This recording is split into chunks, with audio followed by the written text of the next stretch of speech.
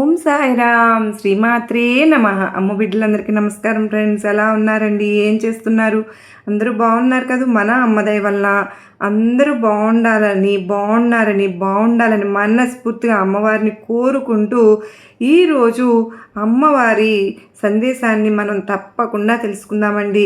అందరూ కూడా సుఖ సంతోషాలతో హ్యాపీగా ఉండాలని చెప్పి అమ్మవారి తరపున నేను కూడా మనస్ఫూర్తిగా కోరుకుంటూ ఈరోజు అమ్మవారు ఏమంటున్నారు అని అంటే కనుక, బిడ్డ ఇప్పుడే ఈ ధనాన్ని తాకమ్మ, నీకున్న అప్పులన్నీ కూడా తీరిపోయి నువ్వు ధనవంతురాలివి అయ్యే మార్గం అనేది నీకు కనిపిస్తుంది. నీకు ఏమాత్రం నా మాట మీద నమ్మకం ఉన్నా సరే వెంటనే విని చూడు అని చెప్పి అమ్మవారు మనకు ఒక సందేశాన్ని పంపిస్తూ ఉన్నారు ఫ్రెండ్స్. ఎందుకు అమ్మవారు ఇలా అంటున్నారు, ఏం చెప్పబోతున్నారు అనే విషయాన్ని ఈరోజు వీడియోలో పూర్తిగా తెలుసుకుందామండి. ఇంకా వీడియోలకు వెళ్ళడానికి ముందుగా మన ఛానల్ని ఎవరైతే కనుక కొత్తగా చూస్తూ ఉన్నారో వాళ్ళు ప్లీజ్ సబ్స్క్రైబ్ చేసుకోండి ఫ్రెండ్స్.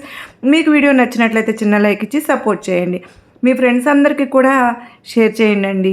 చాలామంది చెప్తూ ఉన్నారు, అక్క ఎన్నో సంవత్సరాల నుంచి మేము ఏదైనా ఒక సమస్య వచ్చినా కూడా మేము చాలా దాని నుంచి బయటపడని పరిస్థితి మాకు ఉండేది. అందువల్ల మీరు ఏదైనా సరే ఒక సందేశం మాకు చేయటం వల్ల అమ్మవారు మా కోసమే ఈ సందేశమేమేమో అని అనిపిస్తూ ఉందక్క. నిజంగా చాలా థ్యాంక్స్ అక్క. ఎందుకంటే మేము చాలా సమస్యల్లో ఉన్నప్పుడు మీరు చాలా మంచి మెసేజ్ అనేది మాకు అందుతుంది. ఇక ఈరోజు వీడియోకి వెళ్దామండి. ఎప్పుడు కూడా అండి మనం శుక్రవారం రోజు అమ్మవారు మనకు మంచి మంచి మెసేజ్ పంపిస్తూ ఉంటారు కదా.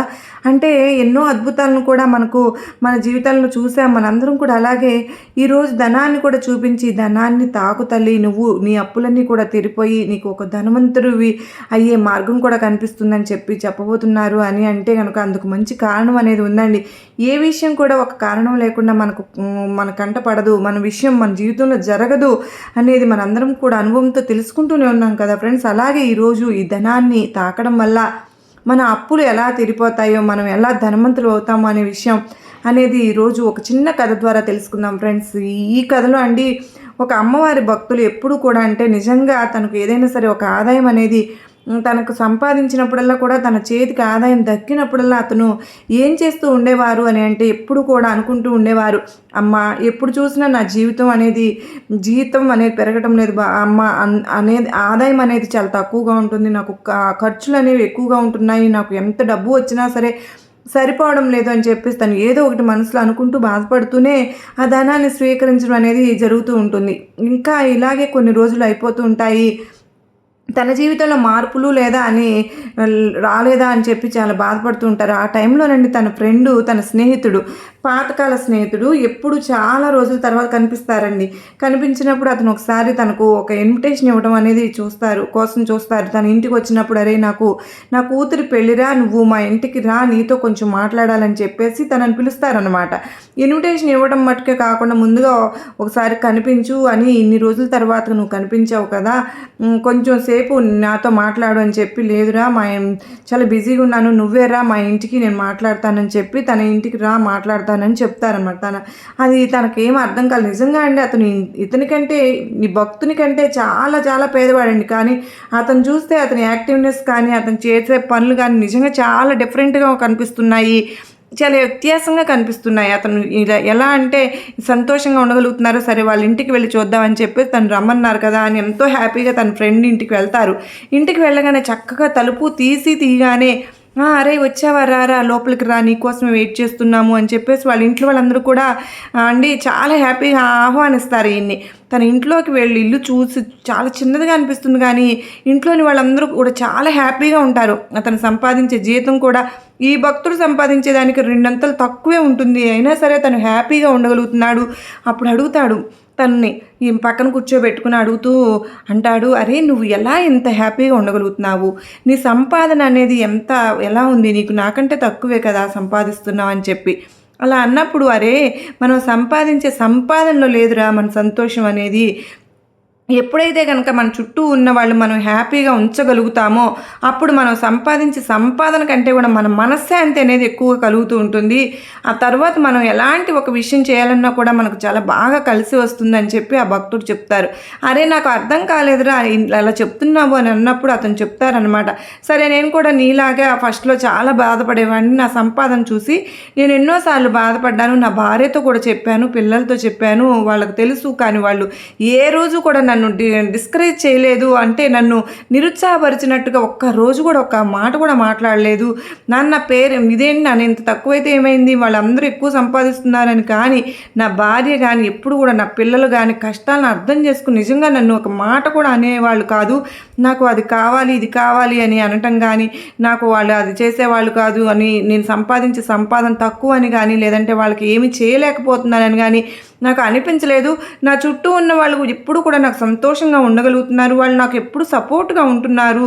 అది ఎందువల్ల అని అంటే ఇతను చేసే పనుల వల్ల అండి. అతను సంపాదించిన ప్రతి రూపాయి ఎందుకు ఖర్చు పెడుతున్నాను, ఏంటి తనకున్న ఖర్చులు ఏంటి అనే విషయాలన్నీ కూడా వాళ్ళతో షేర్ చేసుకుంటూ ఉంటారనమాట.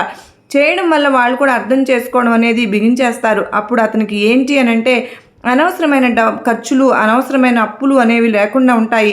మనందరం కూడా చుట్టూ ఉన్న వాళ్ళందరూ కూడా ఏం చేస్తూ ఉంటాం, ఒక్కొక్కసారి ఖర్చులు తక్కువగా ఎక్కువగా ఉంటాయి కదా.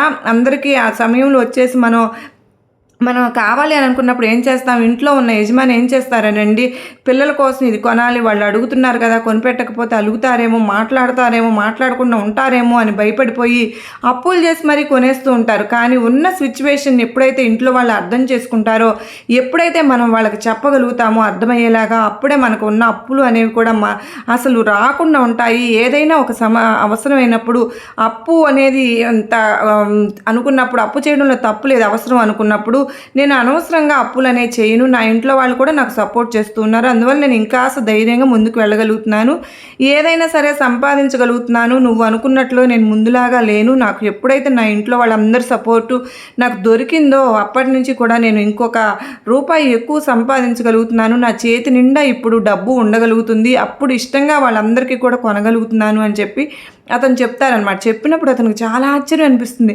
అయ్యో నాకు నా సమస్యకు తగిన సమాధానం అనేది నా దగ్గరే ఉంది. అతను ఏంటంటే అండి, ఎక్కువ ఎంత శాలరీ వచ్చినా ఎంత డబ్బులు వచ్చినా కూడా పిల్లలు అది అడుగుతున్నారు ఇది అడుగుతున్నారు అని చెప్పి అవసరం ఉన్నా లేకపోయినా సరే ఏదో ఒకటి కొనేస్తూ ఉంటారు.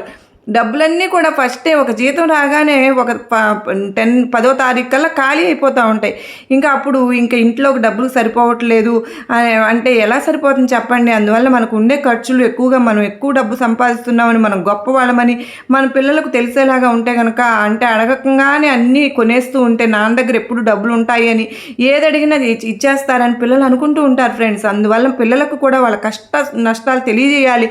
మనం ఎంత సంపాదిస్తున్నాం, మన స్టేటస్ ఏంటి అనేది అలా గనక ఉంటే నిజంగా మనకి కూడా ఒక ప్రోత్సాహకరంగా ఉంటుంది. ఇంకా సంపాదించగలుగుతాము అని చెప్పి మాటలు అనేవి నిజంగా ప్రాక్టికల్గా లైఫ్లో చక్కగా ఉపయోగపడతాయండి. అందువల్ల ఇంకా అప్పటి నుంచి కూడా తన జీవితంలో నిజంగా అతను ఇంటికి రమ్మన్నారు, నేను ఎంతో హ్యాపీగా వెళ్ళాను. ఇలా మ్యారేజ్కి వెళ్ళడం, వాళ్ళందరూ కూడా కలుసుకోవడం, వాళ్ళ ఫ్యామిలీ అందరూ హ్యాపీగా ఉండటం అనేది తనకు చూడగలిగారనమాట. ఇంకా అప్పటి నుంచి తన పద్ధతిని మార్చుకున్నారు. ఇంకా అప్పటి నుంచి కదా కూడానండి చాలా హ్యాపీగా ఉండగలుగుతున్నారు. వాళ్ళ ఇంట్లో వాళ్ళకు కూడా ఎంతవరకు తను ఎంత సంపాదిస్తున్నాడో తెలియదండి. పిల్లలకు కానీ వైఫ్కి కానీ ఇంకా ఈ మీదట అన్నీ కూడా తెలియజేస్తూ మన సంపాదన ఇంతే, మనం ఇలా చేస్తే కనుక వాళ్ళు కూడా ఒక్కొక్క రూపాయి దాచిపెట్టుకోవాలని, ఇంకాస్త ముందుకు వెళ్ళాలని, వేరే బిజినెస్ చేయాలని, ఒడిదుడుకులు ఇవ్వలేకోకుండా గొప్పగా ధనవంతుడు అవ్వటానికి వాళ్ళు ఇంట్లో వాళ్ళందరూ కూడా ప్రోత్సాహకరం ఉండడం వల్ల తన కోరిక అనేది తీరింది అనేది, ధనవంతులు అవ్వాలి, తన అప్పులు అనేవి తీరిపోవాలి అనే ఆలోచన అనేది నిజంగా తనకి ఖచ్చితంగా ఒక సమాధానం అనేది దొరకడం వల్ల అమ్మవారికి కూడా వెళ్ళి ధన్యవాదాలు తెలియజేసి చక్కగా తను హ్యాపీగా జీవితాన్ని రన్ చేసుకుంటూ ఉన్నారు.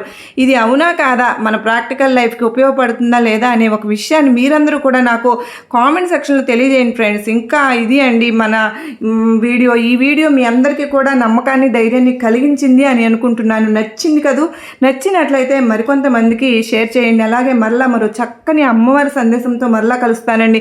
అంతవరకు మీరందరూ సుఖ సంతోషాలతో ఆనందంగా సంతోషంగా ఉండాలని మనస్ఫూర్తిగా అమ్మవారిని మరొక్కసారి కోరుకుంటూ మరో చక్కని వీడియోలో కలుసుకున్నంత వరకు అందరికీ నమస్కారం ఫ్రెండ్స్. శ్రీమాత్రే నమః. సర్వే జనా సుఖినో భవంతు.